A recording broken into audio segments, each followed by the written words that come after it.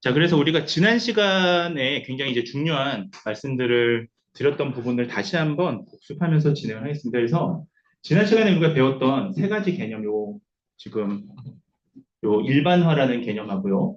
자, 일반화라는 거는 즉 제가 학습된 데이터 외에 새로운 데이터, 즉 새로운 사람의 값을 넣었을 때 역시 학습됐던 것처럼 새로운 데이터에서도 정확하게 예측을 해야 됩니다. 자, 그럼에도 불구하고 그러지 못한 경우가 생깁니다. 실제로 굉장히 왕왕 많이 생기는 문제이고, 실제로 그 현장에서 흔히 있는 문제입니다. 자, 그 두 가지 문제가 바로 지난 시간에 말씀드렸던 과대적합하고요, 과소적합입니다. 그래서 과대적합은 말 그대로, 자, 제가 지난 시간에 한번 예시를 들었는데요. 저희가 만약에 사람이 공부하는 거랑 지도학습을 이 지도학습을 같은 개념이라고 한번 생각을 해보자면, 비유를 들자면, 만약 우리가 공부를 할 때 저희가 문제집을 사서 문제를 풀고 시험을 보고, 그 다음에 뭐 거기에다가 성적을 단다고 가정했을 때, 지금 과대적합은 너무너무 이 기출문제를 너무 문제를 달달 외운 거예요. 그러다 보니까 기출문제만 외우게 되면 실제 문제가 나왔을 때 응용해서 잘 풀지 못하는 경우가 생깁니다. 그러니까 문제랑 답만 외운 거죠. 그렇게 되면 기출 문제에서는 점수가 굉장히 높게 나올 텐데 실제로 시험을 보게 되면 아마 점수가 기출 문제만큼 나오진 않을 거예요. 자, 이런 것들을 우리가 과대적합이라고 합니다. 그다음에 과소적합은 아예 문제집을 안 푼 거예요. 즉 학습이 덜 된 겁니다. 대체로 학습이 덜 된 이유는 데이터가 좀 적은 경우에 그렇거든요. 잠시만 이게 좀 가려져서 제가 이거를 조금 이게 안 짚어지네요. 네, 조금 가려지네요. 자, 그래서 예를 들면 데이터가 너무 적은 경우예요. 적거나 학습을 너무 적게 한 경우입니다. 그래서 그 경우에는 학습 데이터에도 당연히 성능이 떨어지게 되고요. 그 다음에 새로운 데이터를 넣었을 때 일반화는 더 안 될 겁니다. 따라서 더 안 좋은 경우죠. 그러나 실제로 현장에서는 우리가 과소적합보다는, 아니, 고맙습니다. 과소적합보다는 과대적합이 더 자주 있는 일입니다. 그래서 이걸 어떻게 줄일 거냐가 사실은 굉장히 고민이에요. 지난 시간에 말씀드렸습니다. 결국 일반화라는 건 한마디로 줄이자면 결국 아까 우리가 학습지를 예를 들자면 그러니까 결국 기출 문제도 다 풀어보고 풀이법을 연습해서 그 이제 개념도 이해해서 새로 낸 문제도 잘 맞출 수 있다면 이게 환상적으로 가장 좋은 거죠. 그래서 일반화, 즉 새로운 데이터에서도 성능이 잘 나오는 걸 얘기합니다.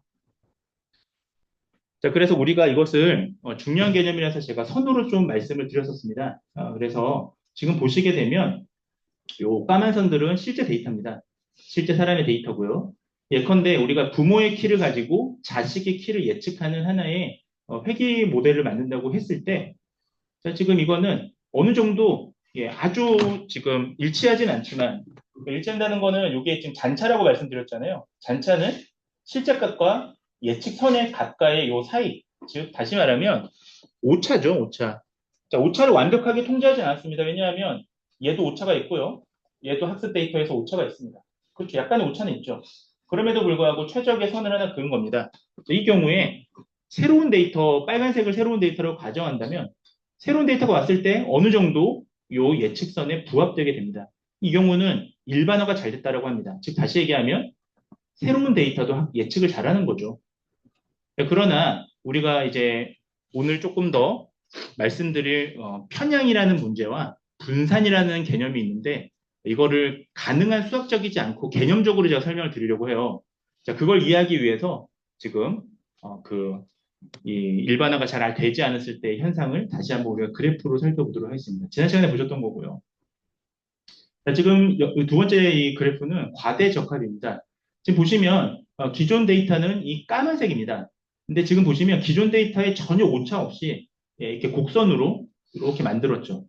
이렇게 곡선으로 만들면 기존 데이터의 오차는 전혀 없습니다. 즉 잔차가 없습니다. 자, 이 경우에 새로운 데이터가 들어온다면 그 새로운 데이터의 예측력은 떨어질 수밖에 없습니다. 왜냐하면 이 곡선은 이 까만색 선에 가장 부합되는 전혀 오차 없는 선으로 만들어졌기 때문입니다. 따라서 새로운 데이터가 들어오더라도 예측력이 떨어질 수밖에 없는 상황입니다. 세 번째는 반대로 과소적합입니다.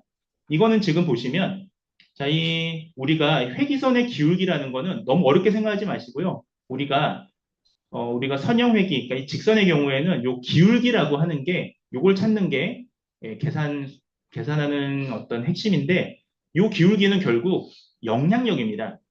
예측력의 영향력입니다. 지금 보시면 요 두 개는 이 5개의 학습 데이터 중에서 2개의 학습 데이터에는 일치를 하지만 예, 요 3개의 실제 학습 데이터는 전혀 여기는 학습이 되지 않았어요. 그래서 요 2개의 데이터만 학습이 됐기 때문에 요 선이 이렇게 그려진 겁니다. 즉 한마디로 요약하면 학습이 덜 된 겁니다. 데이터를 다 학습하지 못한 겁니다. 이 경우에는 당연히 학습해야 되는 요 까만 데이터에서도 예, 예측력이 낮고요. 그 다음에 새로운 데이터인 빨간 데이터가 들어왔는데도 불구하고 역시나 예측력이 낮을 수밖에 없습니다. 즉 최악의 경우입니다. 그러나 우리가 실제로 이제 데이터를 다루다 보면요. 세 번째 경우는 잘 없고요. 예, 이 두 번째 경우가 상당히 많은데, 예, 그러나 두 번째 경우도 사실 좋지 않은 거죠. 그래서 일반화가 잘 되는 모델을 해야 된다.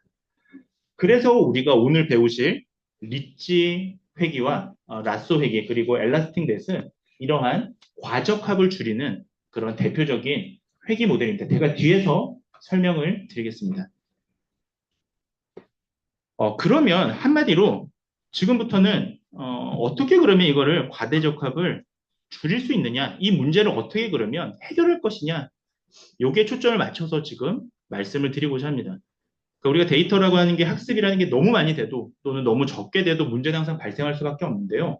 사실 그 타이밍을 잘 잡아주는 것이 좋긴 합니다만 사실 그거는 아주 뭐 이렇게 황금률, 골든 스탠다드가 없기 때문에 우리가 과대적합 같은 경우 발생할 수밖에 없습니다. 그래서 이걸 어떻게 그러면 해소할 거냐? 야, 성능을 어떻게 그러면 줄이는 거를 해결할 거냐? 자, 지난 시간에 말씀드린 겁니다. 결국 요 4가지 꼭 알아두시기 바랍니다. 3가지죠. 데이터 양을 늘리거나 변수의 개수를 줄이거나 아이고, 모델을 간단하게 하는 건데요. 자, 이걸 우리가 단순화라고 하겠습니다. 이거 지난 시간에 말씀드렸기 때문에 짧게 말씀드리겠습니다.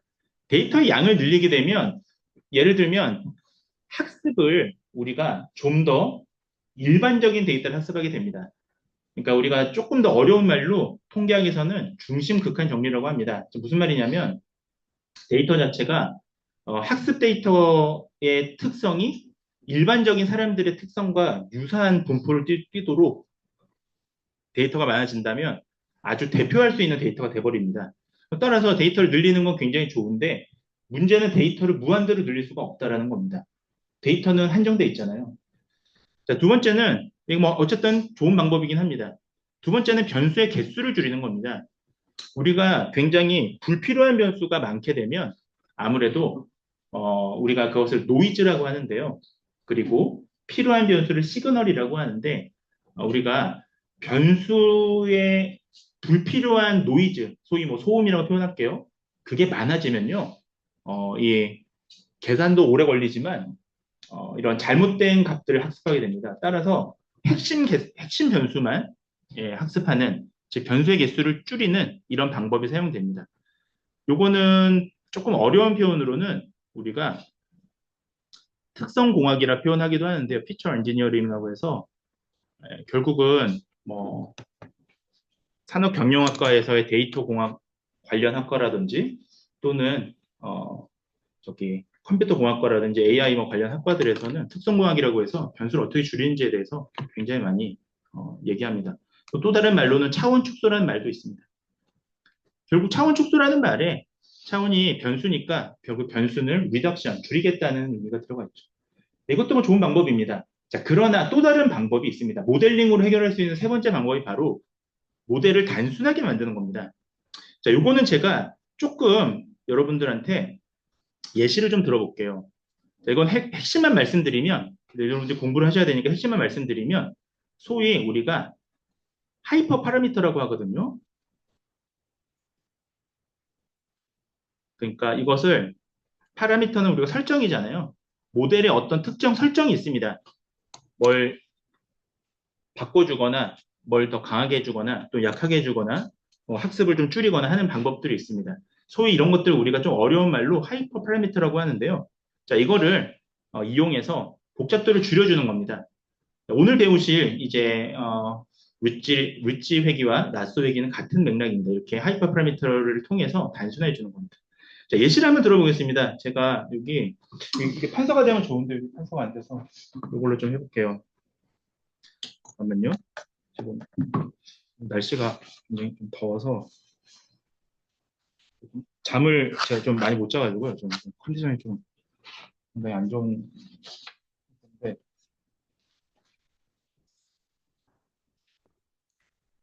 핵심적으로 제가 한번 예시를 들어보겠습니다. 어떤 경우에 과적합이 많이 발생하는지를 제가 개념적으로 설명을 드리면 좀 이해가 쉬울 것 같아요. 예를 들면 제가 만약에요, 어, 여러분들이 좀 이해하기 쉽게 이직이라고 가정해 볼게요. 이직을 예측하는 우리가 이, 이직을 예측하는 하나의 예측 모델을 만들었습니다. 자, Y는 이직 예측입니다. 그러면 여기서 그냥 단순하게 쓸게요. X1, X2, X3가 세 개의 변수가 있습니다. 자, 세 개의 변수가 있는데 만약에 자, X1이 이직 예측인데 만약에 지금 학습 데이터에서 얘기를 하는 거예요. 자, 학습 데이터에서 이직 1이 첫 번째 변수가 예를 들면 이직 당일날 1시간 늦게 1시간 지각입니다. 예를 들면.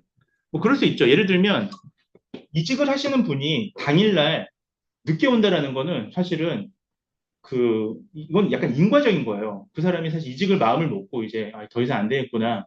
이번 생은 글렀어라고 생각해서 그 회사에 마음을 먹고 아예 늦게 온 거죠. 늦게 온 거라고 볼 수가 있겠죠. 예를 들면.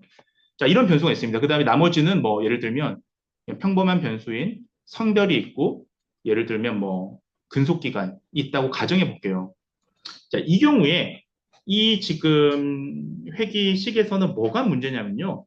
이 1시간 지각이라고 하는 이 X1 변수가 너무 회귀 개수가 강력한 겁니다. 자, 이렇게 회귀 기울기, 즉 기울기를 우리가 개수라고 그러거든요. 뭐 베타 개수 이렇게 표현하는데 좀 쉬운 말로 영향력입니다. 영향력. 영향력. 예, 영향력. 그러니까 예를 들면 아주 쉽게 얘기하면 이직을 예측하는 데 있어서 1시간 지각이라고 하는 저 변수는 그러니까 당일 이직 당일 1시간 지각이에요. 이직 당일 그냥 1시간 지각이 아니라 예를 들면 이직 당일 그러니까 이직 당일 1시간 지각이라는 저 변수는 다른 변수에 비해서 너무 영향력이 큰 변수인 겁니다. 이직을 예측하는 데 있어서는. 왜냐하면 약간 인과관계 같은 거잖아요. 사실은. 자, 그러면 저렇게 학습을 하게 되면 얘의 기울기가 너무 과장돼요. 그러니까 X1이, 즉 첫 번째 변수인 이직 당일 1시간 지각이라는 저 요인이 너무 과장되게 됩니다. 과장돼서 학습되게 됩니다. 자, 그런데 생각해 보세요. 만약에 우리가 지금 이건 이제 모델을 학습할 때, 즉 AI를 만들 때 이걸 쓴 건데, 실제 새로운 데이터를 가지고 이제 검증을 하려고 합니다. 그럴 때는 만약에 여기 새로운 데이터는 아직 이직한 사람들이 아니니까 예를 들면 이직 당일 1시간 지각이라는 저 변수가 거의 없어요. 새로운 데이터에는. 그런 경우에는 이게 안 맞을 겁니다. 예측력이. 이건 학습 데이터에서만 무작위 맞는 거예요. 그러니까 실제 이직을 한 사람들이 당일날 늦었다라는 저 값을 넣었기 때문에 이직을 하지 않은 새로운 데이터를 넣었을 때 당연히 안 맞겠죠. 따라서 지금 이 경우에 뭐가 문제냐면 이 X1 변수 하나 때문에 학습이 잘못된 겁니다. 과장되게 된 겁니다. X1에 너무 과장되게 학습이 된 겁니다. 따라서 지금 제가 드리는 말씀은 저 X1 변수 때문에 저 식이 왜곡이 됐기 때문에 저 변수에 대해서 규제를 하는 수학적인 방법이 있습니다. 여기서 말하는 규제라는 거는 저 X1 변수의 힘을 좀 줄여주는 거죠. 얘 변수의 힘을 줄여줘야 성별이나 근속기간이라고 하는 X2, X3의 영향력이 조금 더 살아나게 될 겁니다. 그렇게 생각하시면 됩니다. 따라서 규제는 가장 효과적인 방법은 이제 레귤레이션이라는 이제 방법에 대해서 말씀을 드릴 텐데 이거는 우리가 페널티를 추가하는 거예요. 자, 어디다 페널티를 추가하냐면 얘한테요. 제가 잠깐 바꿔드릴게요. 어디다 추가하는 거냐면 이런 변수한테요. 첫 번째 변수. 왜냐하면 얘 때문에 왜곡이 됐으니까. 이 변수의 힘을 줄여주는 겁니다. 페널티라는 방법을 통해서. 잠깐만요, 이게 안 바뀌나? 얘를 옮기고 싶은데 화면 공유 중입니다를 옮길 수가 없네요. 제가. 아, 됐다. 여기 위로 올려볼게요. 그러면 좀 보이실 겁니다. 네, 이제도 옆으로 좀 보이게. 자, 그래서 이런 방법이 있다라고 생각하시면 되겠습니다. 이 페널티를 이용하는 방법이 이제 오늘 배우실 바로 윗지 그 다음에 라쏘 획이라 보시면 되겠습니다. 서로 다른 방법입니다. 뒤에서 제가 말씀드리겠습니다. 이 페널티를 주면 한마디로 조금만 하나만 더 써드릴게요. 페널티를 주면 한마디로 예, 일반화가 되는 거죠, 이제. 왜냐하면 이상한 녀석의 힘을 줄여놨으니까 이제는 일반화의 성능이 약간 향상되겠죠. 그렇게 이해를 하시면 되겠습니다. 개념적으로는요. 자, 잘 체크해 두시고요. 정리하자면 단순화를 하는, 모델을 단순하게 하는 방법을 오늘 이제 학습을 하시는 그런 알고리즘, 그러니까 그런 수학적인 모델이다. 가능한 수학은 제가 설명드리지 않겠습니다. 개념을 좀 아시는 것도 좋을 것 같아요. 자, 이거를 제가 최대한 쉽게 설명드릴게요. 제가 수식은 얘기하지 않겠습니다. 여기 밑에 써놓긴 했는데, 제가 이공계 학생들한테는 이 수식으로 그냥 설명은 되거든요. 근데 어렵기 때문에 수식은 무시하시고, 지금부터 제가, 말씀드린 두 가지 개념 이해하시면 되겠습니다. 자, 지금 그러면 이걸 줄이는, 이게 왜 생기느냐를 아시려면, 그리고 이거를 줄이기 위해서는 이게 역학관계라는 게 있습니다. 역학관계라는 게 뭐냐면, 어느 하나가 늘어나면 어느 하나가 같이 줄어드는 이게 우리가 경제학에서 트레이드 오프라고 하거든요. 그러니까 그 트레이드 오프의 관계인데 요걸 좀 아셔야 사실은 뒤에서 말씀드릴 그 알고리즘을 조금 더 쉽게 이해할 수 있습니다. 자, 제가 최대한 개념적으로 설명을 드릴게요. 자, 지금 두 가지 중요한 개념인데 한마디로 이거는 왜 지금 제가 설명을 드리냐면 자, 머신러닝 모델의 성능을 높이려면요. 성능을 이해하고 높이려면 이 개념을 알아야 됩니다. 이거 개념이 없이 그냥 무조건 하면 나중에 감이 오지 않아요. 자, 지금 보시겠습니다. 편향이라는 것은 우리가 이 둘 다 지금 모델에 공통점이 있어요. 공통점은 뭐냐면 편향이라는 용어하고 분산이라는 용어는 둘 다 우리가 모델에 예측 오류의 원인이 되는 거예요. 얘네 때문인 거예요, 사실은. 자, 먼저 편향부터 알아보겠습니다. 편향이라는 거는 쉽게 얘기하면요. 제가 여기다 좀 옆으로 와서 써드릴게요. 편향은 아주 쉽게 얘기하면 정확도라고 보시면 되겠습니다. 실제값과 예측값의 차이, 정확도라고 보시겠습니다. 자, 편향이 그러면 이렇게 얘기하면 좀 어려울 수 있잖아요. 제가 이걸 역학관계로 좀 설명드릴게요. 뒤에서 드릴 텐데, 자, 편향이 높다는 건 그럼 어떤 의미일까요? 편향이 높다라는 거는 편향이라고 하는 거는 바이어스, 즉 약간 오차 같은 거예요. 조금 쉽게 생각하면 바이어스라는 건 영어로 우리가 편견이라는 뜻인데 자, 뭐 조금 쉽게 생각하면 오차를 생각하시면 됩니다. 그러면 편향이 높다라는 거는 오차가 높다는 거고요. 편향이 낮다라는 거는 오차가 좀 낮다니까 정확하다라는 의미가 되겠습니다. 그래서 편향이 높다는 건 무슨 말이냐면 자, 모델이 이 알고리즘이 어, 지나치게 단순하게 예측한다는 뜻이에요. 단순하게 예측한다는 뜻입니다. 그러니까 예측력이 떨어지는 겁니다. 정확도가. 자, 그렇게 이해하시면 됩니다. 편향이라는 거는. 자, 편향은 결국은 패턴을 잘 이해를 해야 되는데 편향이 높다는 거는 지금 그 패턴을 잘 파악하지 못해서 예측 성능이 떨어지는 거예요.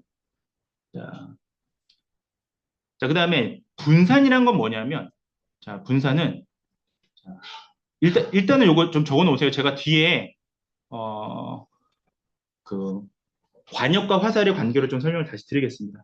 자, 어쨌든 분산은 뭐냐면 우리가 모델이라는 게 한 번 학습되는 게 아니라 이게 여러 번 학습이 됩니다.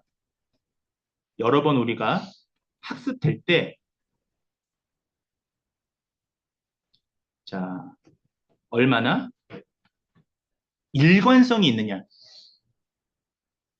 일관성입니다. 얼마나 일관성이 있느냐.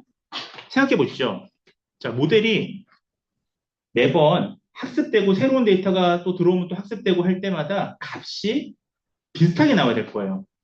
측정으로 한번 생각해 볼게요. 여러분들이 생각하는 측정으로 예를 들면 여러분들이 어떤 직업 상담을 위해서 MBTI 검사를 하는데 어제 MBTI를 할 때랑 오늘 MBTI를 할 때 측정이 매번 달라진다고 생각해 보십시오. 값이.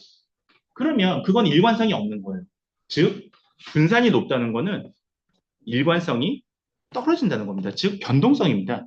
일관성이라는 건 즉 반대로 얘기하면 변동성이죠. 즉 분산이 높다는 거는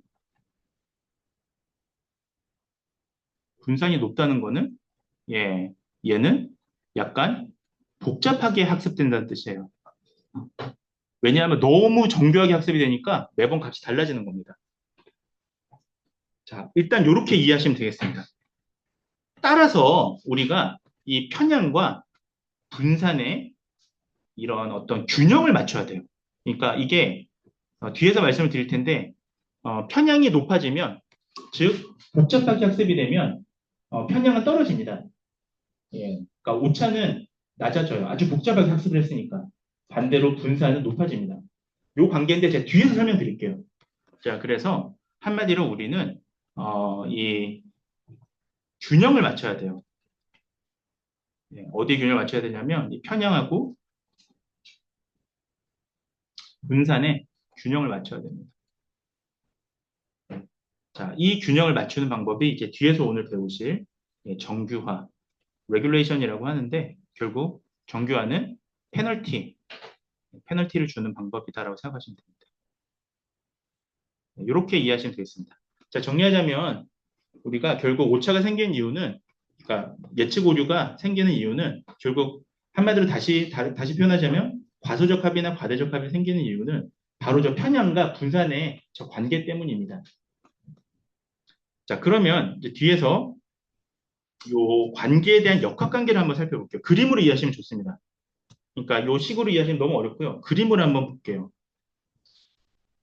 이 식에서도 뒤에 보시면 결국 우리가 MSE라고 예전에 민스퀘어 에러라고 보셨잖아요. 그러니까 오차 제곱합을 보셨는데 결국은 저거는 우리가 뭐 줄일 수 없는 어떤 에러, 요게 에러요.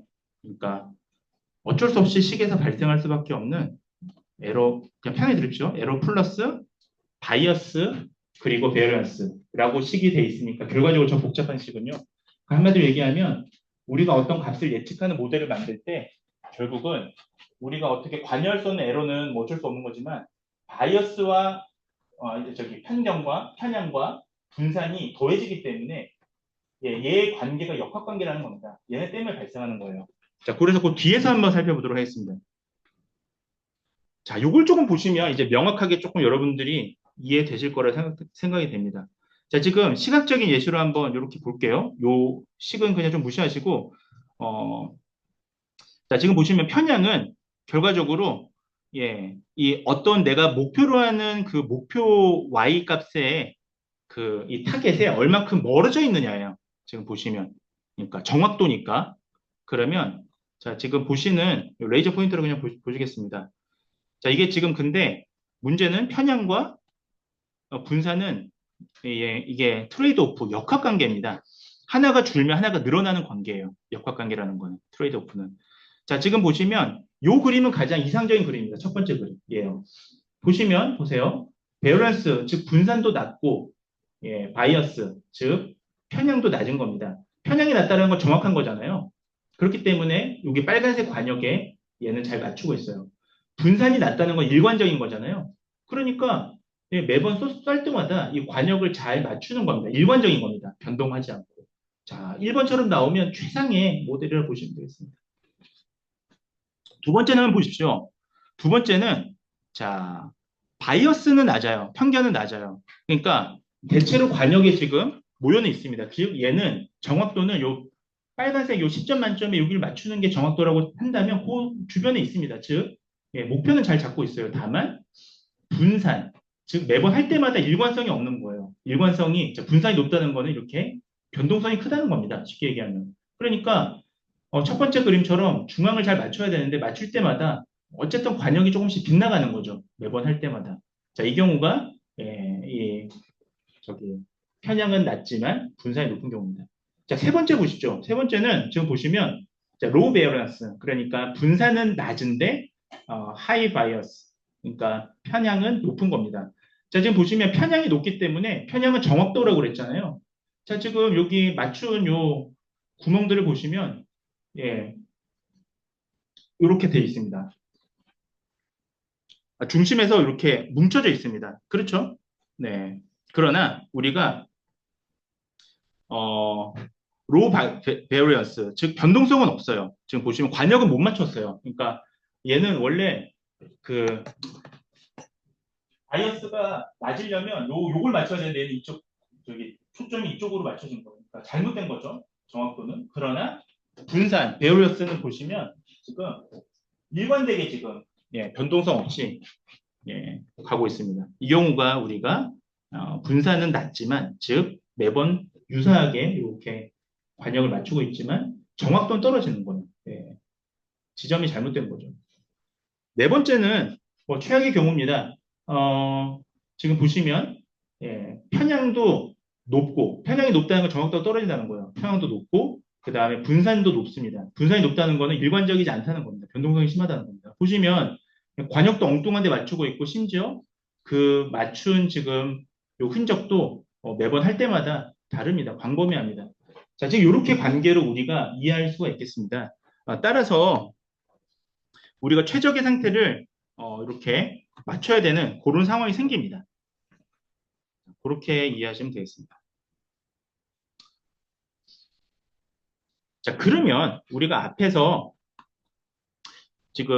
제가 바이어스, 즉 편향하고 베리언스, 분산하고의 이 개념을 이렇게 관역으로 설명을 드렸는데 얘가 왜 역학관계인지 지금 조금 더 설명을 드리도록 하겠습니다.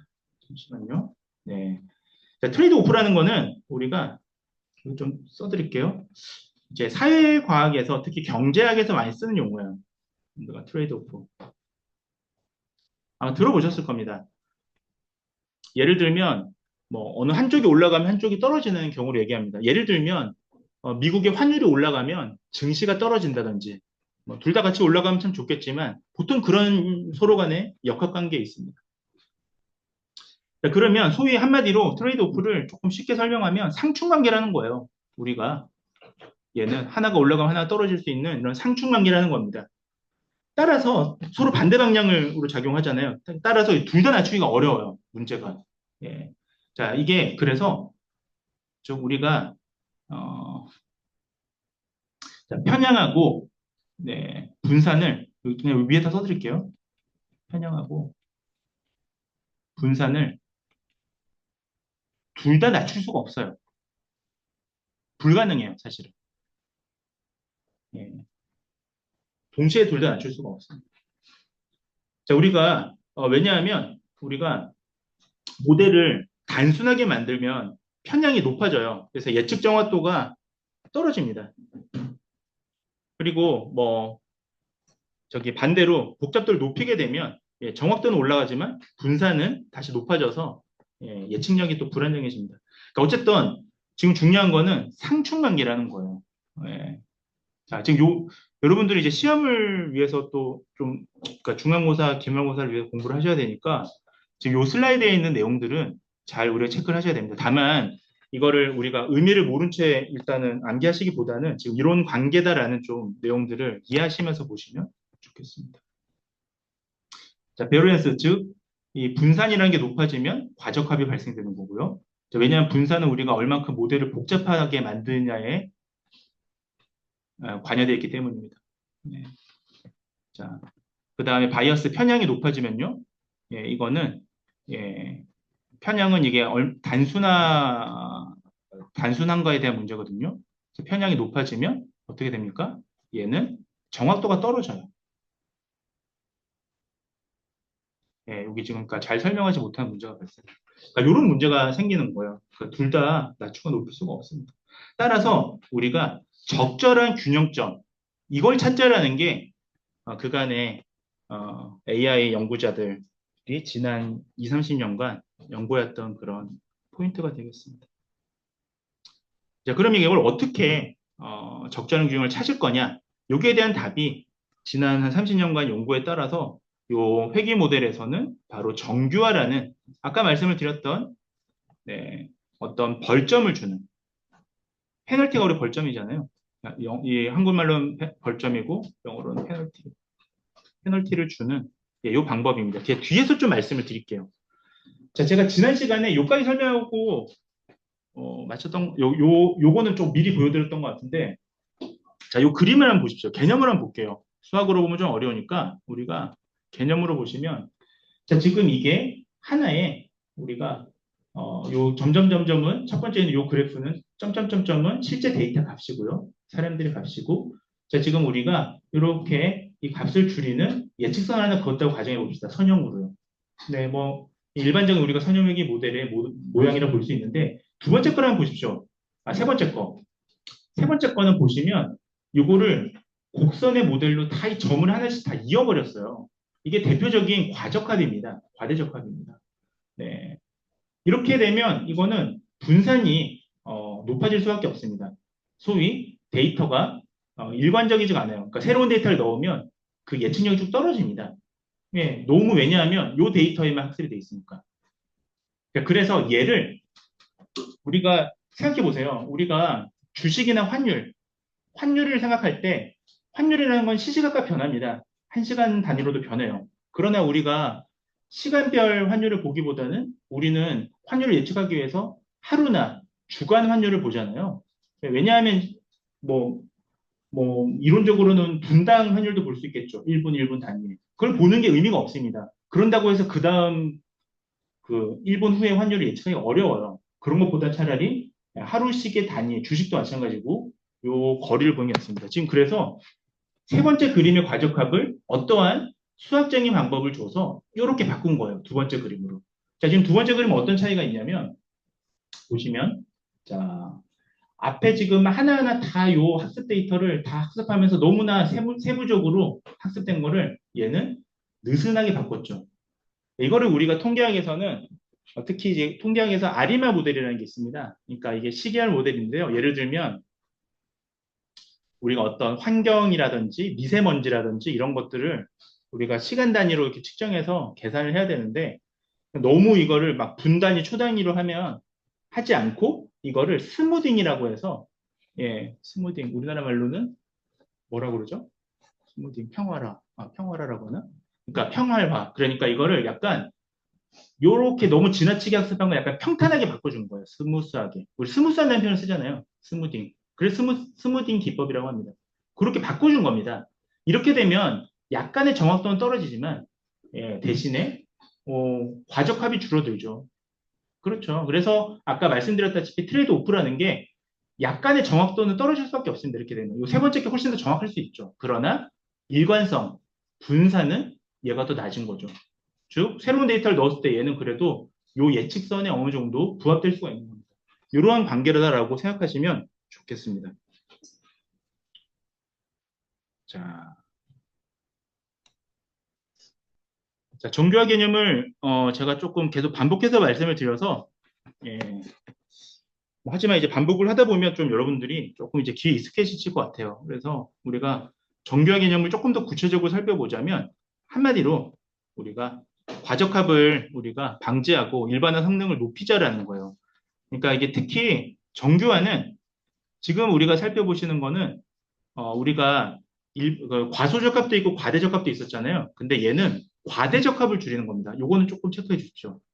별표.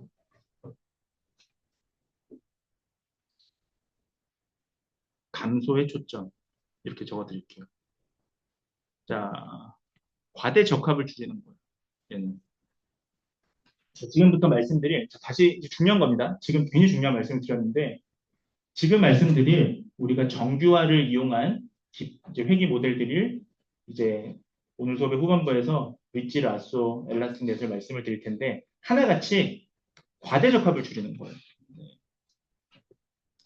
자, 지금 보시면 우리가 첫 번째 그림 아까 똑같이 말씀을 드렸는데, 자, 지금 이거는 결국은 너무 세세한 어떤 데이터까지 다 학습이 된 겁니다. 그래서 우리는 이것을 노이즈까지 학습했다라고 얘기합니다. 좀 전문적인 말로. 노이즈까지 학습했다. 불필요한까지 학습했다. 자, 그러나 지금 쟤는 아까 보셨다시피 요 끝에 있는 요 두 번째 그림은 이것을 너무 과하게 학습한 걸 좀 부드럽게 바꿔준 거죠. 힘을 줄여준 거죠. 좀 쉽게 얘기하면. 자, 그래서 이 지금 제약, 정규화라는 규제라는 말, regulation이 이제 규제거든요. 규제가 이제 한마디로 앞서 계속 말씀을 드렸는데, 자, 지금 우리가 규제, 제약, regulation 이거는 우리가 자 목적 함수라고 우리가 이제 지난 시간에 배웠잖아요. 그러니까 목적 함수는 쉽게 얘기하면 우리가 성능이죠. 그러니까 그 실제 값하고 예측 값하고의 차이를 우리가 목적 함수라고 했잖아요. 뭐 다른 말로 우리가 이 지난 슬라이드에 있습니다. 혹시 저기 놀라지 마시고 손실 함수라고 우리가 얘기했었죠. 정확도죠. 쉽게 얘기하면. 예. 그래서 이 목적 함수에 페널티를 주는 거예요. 페널티. 자, 이렇게 줍니다. 그래서 너무 큰 변동은 줄여져서 좀 작게 바꿔주고 너무 큰 변동을 페널티를 줘서 작게 바꿔준 거예요. 지금 이 그림은. 억제한 겁니다. 쉽게 얘기하면. 그쵸? 억제한 거죠. 그치? 보세요.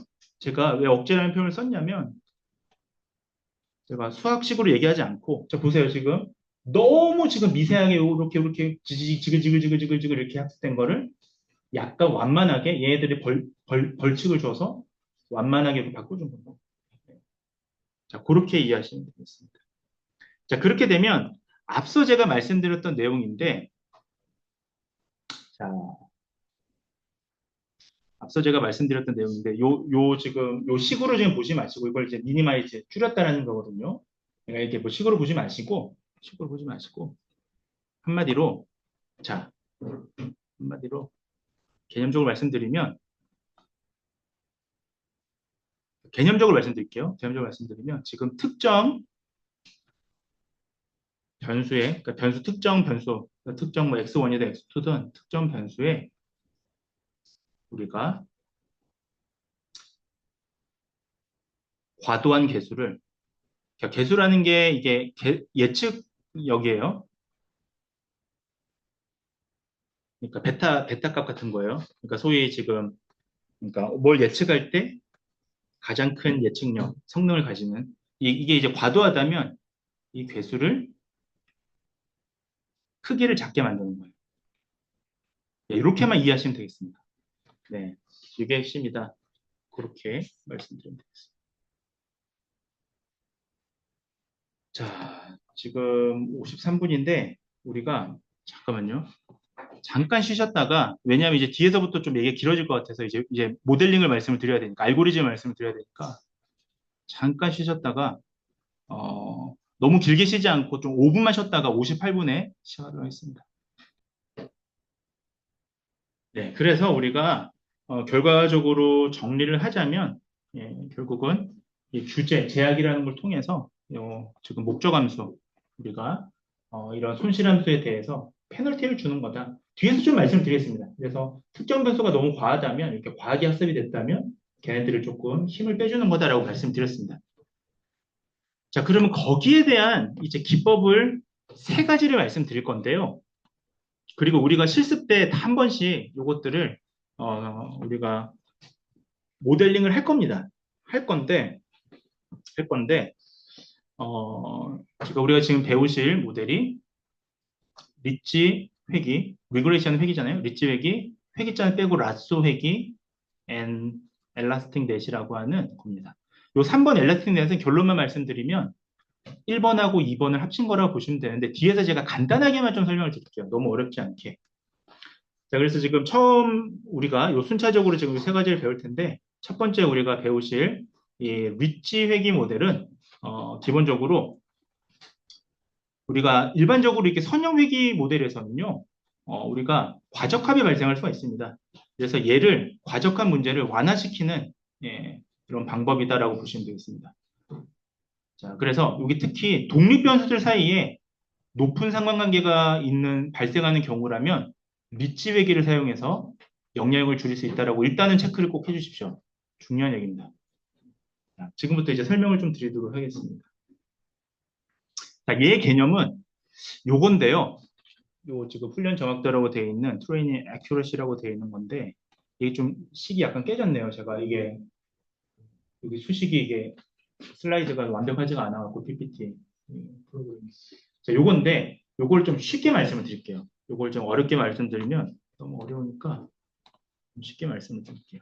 자, 핵심 아이디어가 있습니다. 우리가 그러면 이 리치 회계를 만들었던 그 개발 연구자의 이 알고리즘의 핵심 아이디어 요걸 알면 좀 조금 이해할 수 있습니다. 요건 뭐냐면 자, 우리가 모델이 과하게 지금 학습이 되면 안 되잖아요. 그래서 모델에 자, 아까 목적 함수라고 그랬는데 여기서는 아주 쉽게 말씀드릴게요.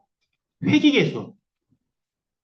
자, 회귀계수라는 걸 또 이해하기 어려우니까 좀 더 쉬운 말로 써드리겠습니다. 가중치. 자,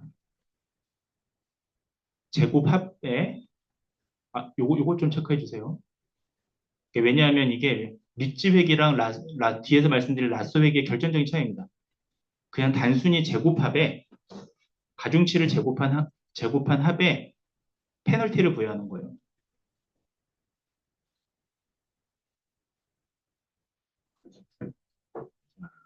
이거를 다른 말로 그 알고리즘에서는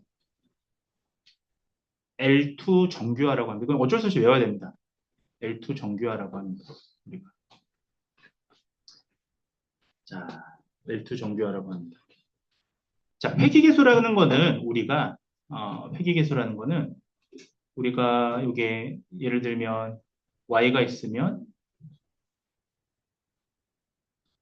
x1, x2가 있을 때 여기 앞에 붙는 아이고 잠깐만 색깔을 좀 바꿔드릴게요. 앞에 붙는 우리가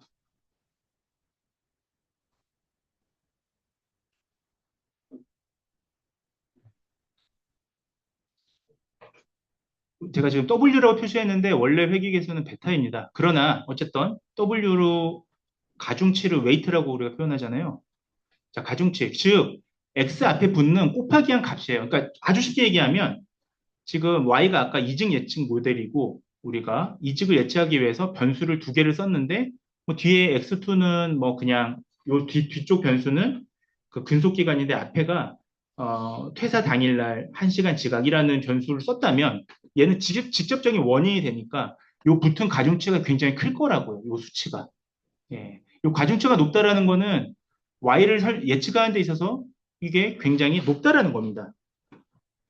예, 영향력이 높다는 겁니다. 예, 영향력이라고 생각하셔도 됩니다. 영향력이 높다는 거죠. 그렇죠? 뭐 이직하는데 그날 당일날 1시간을 2시간 반나절 늦게 왔다고 거의 진짜 마음 먹고 온 거잖아요. 그러니까 이거는 이 변수는 사실 인과관계가 있는 거니까 가중치가 높을 수밖에 없죠. 그러면 이 가중치를 제곱을 해줍니다. 제곱을 해서 합친 값에 우리가 페널티를 부여하는 겁니다. 네. 자, 그러면 그냥 만약에 제가 제곱하지 않고 제곱해서 합치지 않고 이거를 그냥 만약에 잠시만요. 네, 색깔을 좀 바꿔드릴게요. 그냥 만약에 하게 되면 가중치가 아니라 개수 자체가 왜곡돼 버리기 때문에 얘를 음, 얘를 제곱합의 페널티를 부여하게 되면 어떤 현상이 발생하냐면요. 자, 요게 중요합니다. 특정 값이 아니라 제곱합에 페널티를 부여한다는 건 어떤 의미냐면 모든 개수들을 그러니까 모든 개수라는 게 가중치죠. 모든 변수의 가중치예요. 그러니까 쉽게 얘기하면 모든 변수의 값이에요. 그냥 그 값들을 조금씩 줄이는 거예요. 네. 그러니까 특정 값을 우리가 줄인 게 아니라 얘가 근데 얘가 만약에 지금 제가 극단적으로 해석을 하니까 그렇지 그러니까 이직을 예측하는 데 있어서 그날 당일날 반나절 늦게 온 거다. 그리고 이 뒤에는 이제 근속 연수다라고 했을 때 반나절 늦게 왔다라는 게 정말 직접적인 이직의 그날 현상을 설명하는 우리가 인과관계가 있으니까 제가 극단적인 예시를 든 건데 그러니까 우리는 그냥 상식선상에서 얘를 줄이면 되는 거예요. 이 가중치를. 그렇게가 되지 않고 예를 들면 얘가 극단적이지 않은 경우에 그러니까 우리 예시가 그런 예시가 아니라 일반적인 예시인 경우에 얘만 지금 딱 선택해서 줄 수가 없는 거예요. 그러니까 제곱을 합을 해서 페널티를 부여하게 되면 다 조금씩 줍니다. 모든 개수들이 모든 변수들이. 자, 그래서 얘는 이렇게 줄이잖아요. 만약에 모두 줄인 거예요. 조금씩. 그러면 모델이 어떻게 되냐면 안정적으로 바뀌겠죠. 그럼 과적합이 좀 줄어들겠죠.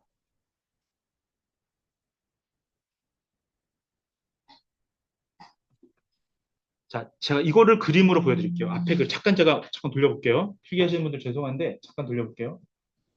얘를 지금 요건 거예요. 그러니까 얘 하나만 줄인 게 아니라 이게 지금 너무 과하게 지금 이렇게 학습이 돼 있잖아요. 그러니까 얘 하나만 줄인 게 아니라 전체적으로 지금 다 줄인 거예요. 전체적으로. 전체적으로 다 줄인 거예요. 하나만 줄인 게. 그렇게 이해하시면 됩니다. 전체적으로 억제를 한 거죠. 그러니까.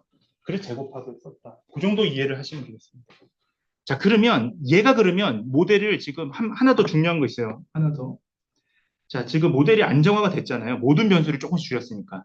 그죠? 이 모든 변수를 조금씩 줄인다는 게 우리가 요 얘기인데, 요 얘기인데, 요거를 이 현업에서는 그러니까 모든 회계계수의 가중치의 제곱합에 페널티를 부여한다는 말이 지금 요 얘기거든요.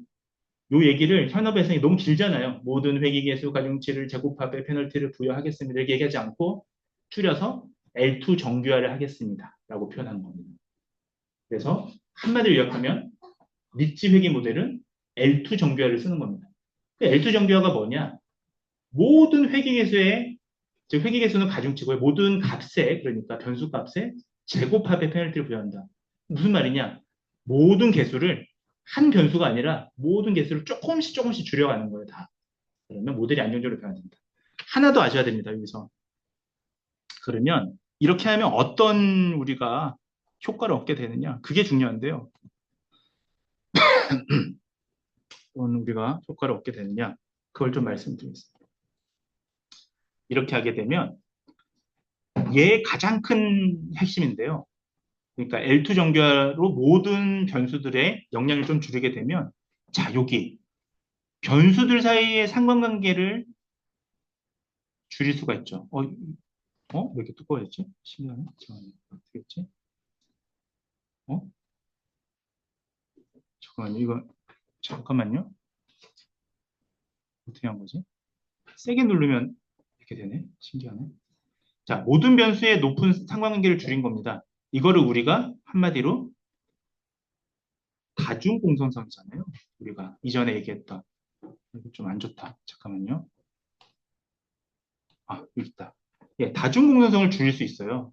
그래서 핵심만 말씀드릴게요. 제가 어쨌든 여러분들은 이 원리를 이해하는 것도 중요하지만 어쨌든 지금 시험 때문에 암기를 하셔야 되는 상황인데 지금 용어가 어려우니까 무조건 암기하면 어렵단 말이에요.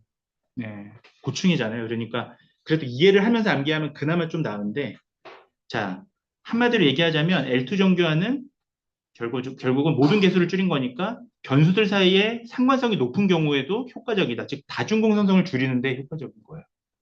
예. 즉, 반대로 얘기하면 다중공선성이 있는 모델도 L2 정비화를 쓰면 안정화시킬 수가 있는 겁니다. 예. 굉장히 중요한 말씀을 드렸고, 이거를 이제 보통은 이공계에서는 저수학적으로 설명을 하는데, 그것도 어려워요. 수학적으로 얘기하면. 결론은 이런 내용입니다. 결론은 뭐냐? 예, 모든 변수의 힘을 줄여서 안정화시킨다. L2 정교하다. 이게 핵심입니다. 자, 그러면 좀 빠르게 진행하겠습니다. 자, 여기서 우리가 이제 과소적합, 과대적합은 우리가 뭐 너무 잘 아니까 지금 첫 번째가 지금 보시는 과소적합이에요. 그러니까 이건 이미 이전 그림에 설명을 드렸습니다. 까만색이 하나하나 실제 데이터라면 실제 데이터도 두 개밖에 학습을 못한 거예요. 그래서 여기다 엉뚱하게 예측성이 그어진 거예요. 자, 과적합은 하나하나 실제 까만 데이터가 실제 값인데 얘를 너무 과하게 이렇게 연결해 놓으니까 곡선으로 실제 데이터가 오면 오차가 발생할 수밖에 없는 상황인 겁니다. 자, 지금 이 경우에 우리가 정규화를 하게 되면 우리가 일반화 성능을 네, 잠시만요. 이거 잠시만요. 이 과대적합에서 정규화를 해서 일반화를 높인다. 이게 핵심인 거예요. 그러니까 그것 때문에 요 슬라이드 하나 더 넣은 거예요. 자, 이때 정규화는 L2 정규화다. L2 정규화는 모든 개수에 우리가 다 영향력을 조금씩 줄여주는 거다. 예, 소위 재곱합을 한 거다, 개수들을. 그렇게 이해하시면 되겠습니다. 예, 그때 하나 더 지금 넣어준 거예요, 슬라이드를. 우리가 나중에 실습할 때 저 L2 정규화를 막 조절하고 할 거예요. 그러니까 그때 가서 다시 한번 또 말씀을 드리겠습니다. 자, 그러면 이게 어떻게 작동하는지 좀 함수 수식을 좀 간단히만 보겠습니다. 아주 간단히만. 자, 지금 이 핵심은 우리가 제가 아까 얘기했던 핵심은요. 자, 요 제곱 오차 항에다가 우리가 개수, 그러니까 개수라는 게 가중치입니다. 합을 추가를 해서 네, 이렇게 얘기하면 또 어렵죠. 네, 새로운 목적 함수를 잠깐만 여기 밑에 써드릴게요. 최소화하는 거예요. 자, 제가 이걸 지금 써드린 게 뭐냐면 제곱오차항의 개수의 합을 추가해서 새로운 목적 함수의 값을 최소화하는 게 지금 요식입니다. 요걸 제가 지금 설명하기 위해서 풀어드린 거예요. 사실은 수식이라는 게 말이 오히려 더 복잡하기 때문에 요게 좀 더 쉽긴 합니다. 사실. 그러니까 y의 오차값을 빼줘서 제곱해주고 그거를 미니멈 최소화를 시킨 저 값이에요. 그 베타 값이에요. 자, 여기에다가 요 람다라고 하는데 요 표시가 우리가 람다라고 합니다. 그냥 잠깐만요. 요거 좀 자꾸 사라지네. 예. 우리가 람다라고 해요. 람다. 예. 요 값을 추가한 거예요. 람다를 합친 거를 시그마를 한 겁니다. 그래서 다른 거는 모르셔도 돼요. 이게 지금 이 식을 외우시라고 할 건 아니에요. 자, 제가 여기서 지금 여러분들한테 말씀드리고 싶은 거는 요 람다를 우리가 아까 제가 말씀드렸던 조절 파라미터라고 합니다. 다른 건 모르셔도 되는데 우리가 하이퍼 파라미터라고 합니다. 다른 건 모르셔도 돼요. 다른 거는 그냥 편하게 좀 들으시면 되는데 우리가 L2 정규화라고 했잖아요. L2 정규화를 요 L2 정규화 요거를 우리가 조절하는 이 성능을 바꿔주는 그 버튼이 있다면 그 파라미터 버튼이 람다인데 여기 붙어 있습니다. 그 정확도를 얘기해주는 그 부분입니다. 자, 그래서 자 람다의 값이 커지면 자 요거 좀 중요합니다. 자, 이 람다라고 했는데 조절 파라미터, 하이퍼 파라미터잖아요. 그러니까 조절 파라미터가 또 이게 용어가 많이 쓰여서 좀 여러분 헷갈릴 수 있는데 조절 파라미터를 하이퍼 파라미터라고 그래요. 현업에서는 이게 섞어 씁니다. 튜닝 파라미터, 하이퍼 파라미터 같은 표현을 많이 씁니다.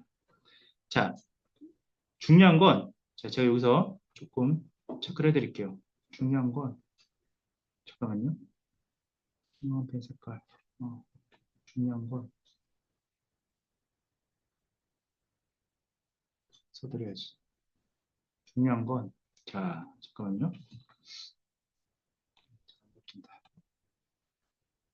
자, 지금 람다가 요 뒤에 붙는 람다가 정교와 정확도를 설명한 요 람다가 조절 하이퍼 파라미터라는 건 우리가 아셔야 되는데 자, 여기서 이 하이퍼 파라미터가 즉 그냥 한글로 쓸게요. 람다 값이 커진다는 의미는요.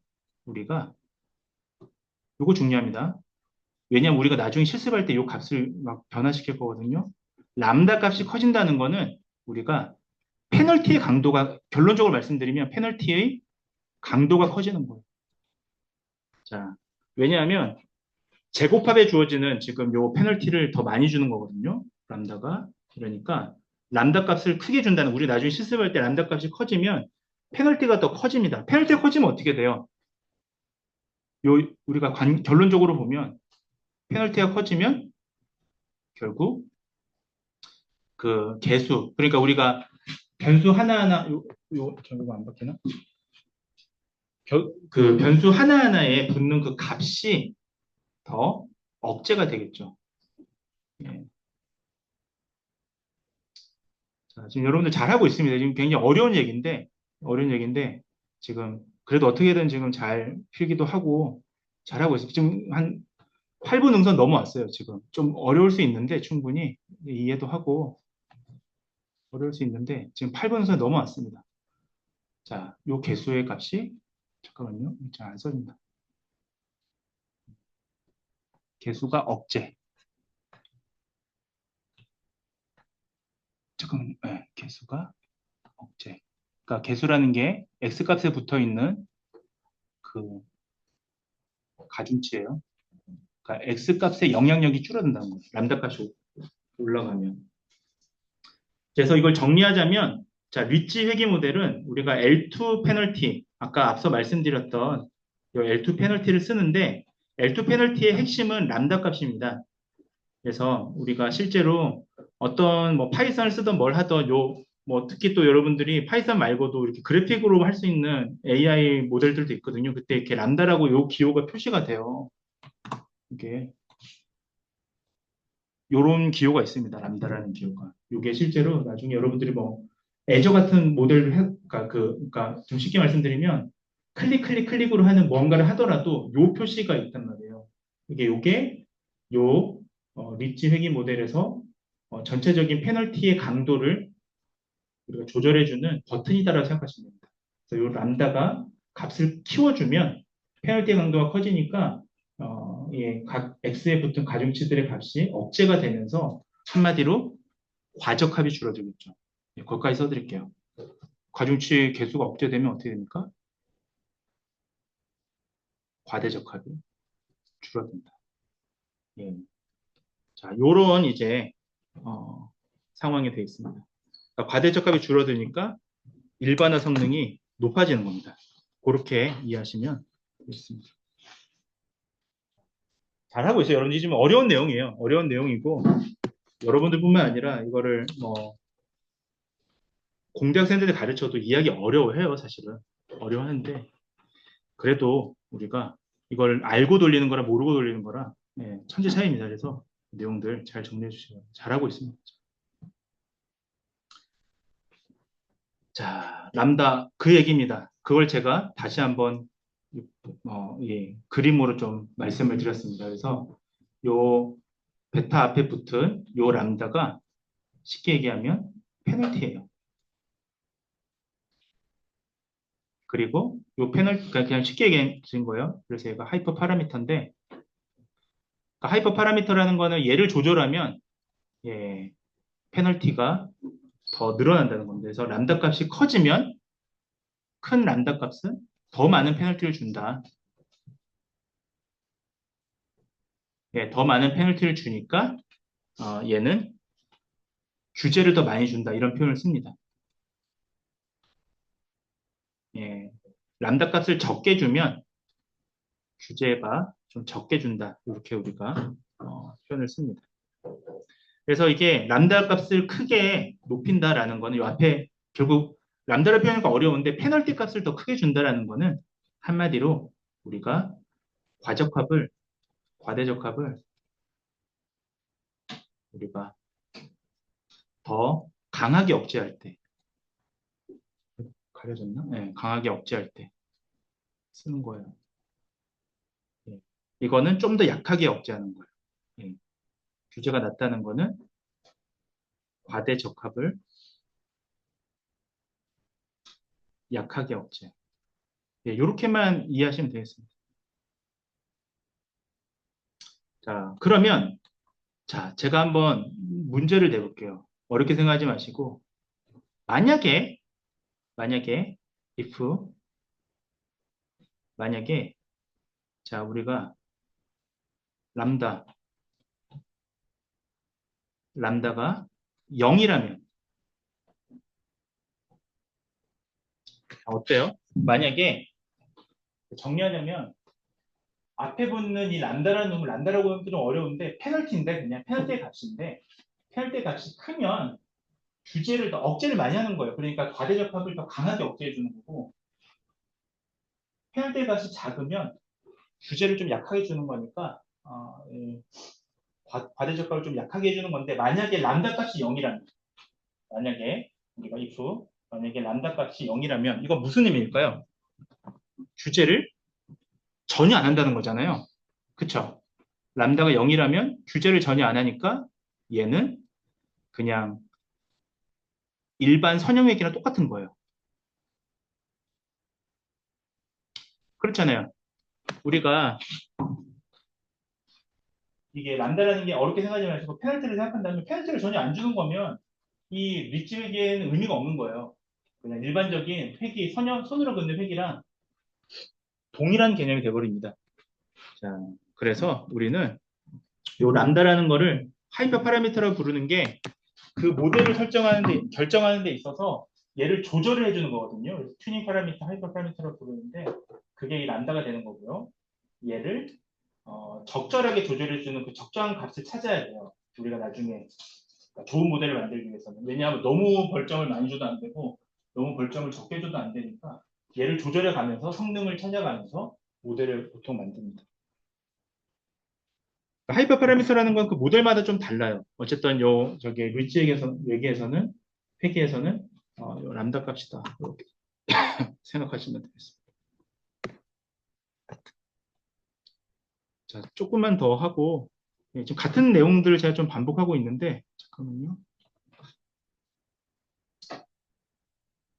라쏘 지금 이제 라쏘 여기까지는 빨리 말씀드리고 마치도록 하겠습니다.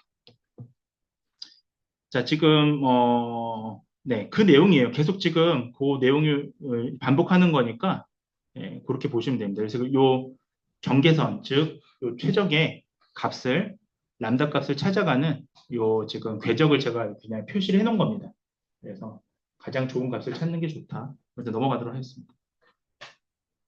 자, 그다음에 라쏘는 두 번째 라쏘 얘도 좀 중요합니다. 우리 중간고사를 위해서 조금만 더 힘내시고 자 라쏘 자 라쏘 회기 자, 한글로는 라쏘라고 씁니다. 예, 회기라고 합니다. 아 혹시나 이게 하시다가 제가 아까 알려준 그 AI 챗봇한테 우리 들어가셔서 그냥 저기 GPT한테 물어보면 되게 어렵게 설명해줘요. 수학적인 내용은 되게 포괄적으로 알려주니까 그러지 마시고 이 슬라이드로 들어가서 나서 나오면 좀 쉽게 설명해줘 하면 얘가 좀 쉽게 설명해 줄 겁니다. 혹시라도 좀 어려우신 분들은 한번 그렇게 공부하실 또 기회가 있다. 이 말씀 좀 드립니다. 자, 이 라쏘 얘기도 결론적으로 얘도 과대적합을 줄여주는 거예요. 예, 리치 회계랑 똑같습니다. 얘는 좀 다른 방식이에요. 얘는 어떻게 하냐면 자, 요걸 알아주는 게 지금 굉장히 중요한 겁니다. 자, 요거는 자, 원리를 좀 설명드릴게요. 원리 요거 중요합니다. 그러니까 리치 획이랑 뭐가 다르냐? 얘는 자, 우리가 회귀계수 그냥 반복적으로 써드릴게요. 가중치 회귀계수 뭔지 알겠죠? 그 x 값에 붙은 그 영향력 그 값에 절대값의 합 절대값의 합의 제곱이 아닌 그냥 절대값을 합친 거예요. 합에 페널티를 부여하는 거예요. 자, 요 슬라이드까지만 하고 마칠게요. 자, 이것을 우리가 요거 중요합니다. 요거를 아까처럼 한마디로 줄이면 L1 정규화라고 합니다. 그러니까 제곱합을 우리가 페널티를 부여하는 거는 L2 정규화고요. 절대값의 합에 우리가 페널티를 부여하는 것은 L1 정규화라고 합니다. 이 L1 정규화가 어떤 의미를 가지느냐? 자, 요거를 좀 설명을 드릴게요. 그럼 L2랑 뭐가 다르냐? 딱 한마디로 설명해 드릴게요. 여러분 쉽게. 얘는 절대값이잖아요. 제곱합이 아니라. 절대값이니까 얘는 그러니까 제곱합이랑 절대값이 어떤 차이가 있냐? 제가 이걸로 설명하면 좀 이해가 될 겁니다. 한마디로 얘는 일부 회귀 개수를 한마디로 아예 0으로 만들 수 있어요.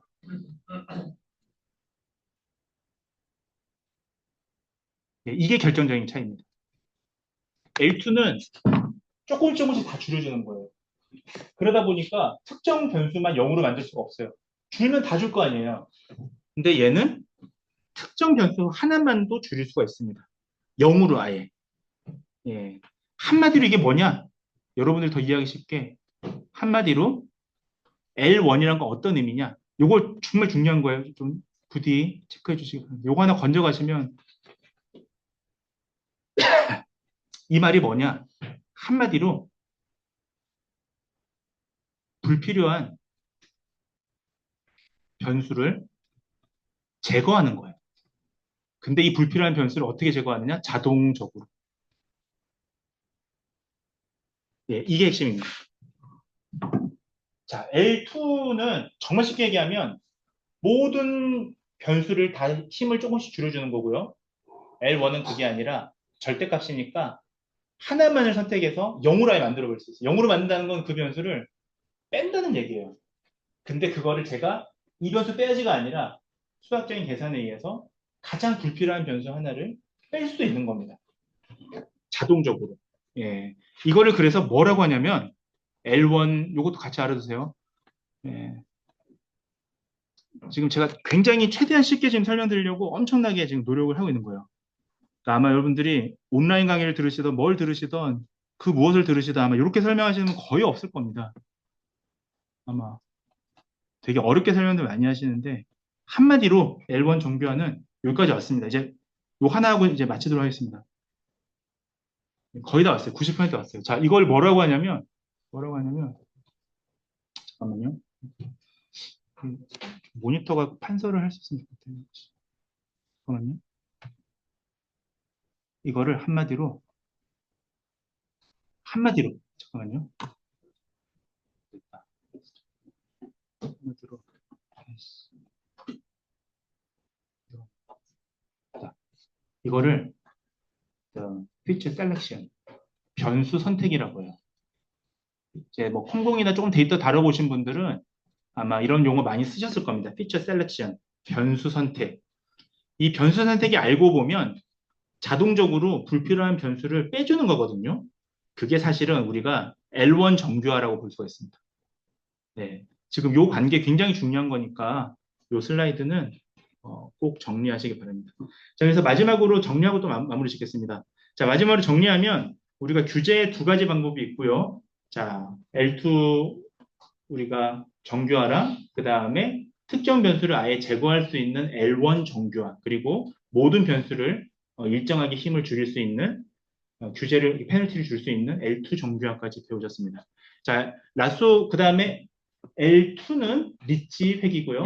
L1 정교화를 쓰는 건 라쏘 획이다까지 말씀드렸습니다. 그래서 우리가 내일 다음 시간에 라쏘 획의 모델에 대해서 좀 더 알아보도록 하겠습니다. 여기까지 말씀드릴게요. 네, 들어가셔도 좋습니다.